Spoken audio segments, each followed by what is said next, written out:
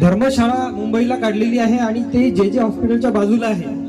तर तिथले काही पेशंट मला भेटले, अकोटमधलेही काही टीचर आहेत, त्यांच्या मुलांना तिथे ट्रीटमेंट सुरू आहे आणि त्यांची मी खरोखर त्यांच्याकडून जे अनुभव ऐकला की मुंबई सारख्या ठिकाणी एक दिवस राहण्याची जर तुम्हाला व्यवस्था जर करायची असली तर तुम्हाला हजारो रुपये खर्च येतो, परंतु अशा ठिकाणी कॅन्सर सारख्या दुर्धर आजारावर महिनाभर ट्रीटमेंट घेत असताना गाडगे महाराजांच्या धर्मशाळेत फक्त 200 रुपयामध्ये महिनाभराची व्यवस्था त्यांची झाली.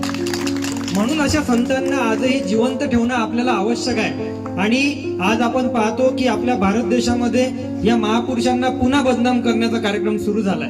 पुन्हा या महापुरुषांचा त्यांच्यात दोष काढले जातात. महात्मा गांधी गेल्यानंतरही महात्मा गांधीजी मध्ये आजही नाही गोळ्या तर मारल्या, पण ते त्यांना लागल्या, पण ते त्या गोळ्यांनी नेमल्या दुसऱ्याच गोळ्यांनी गेले. असेही काही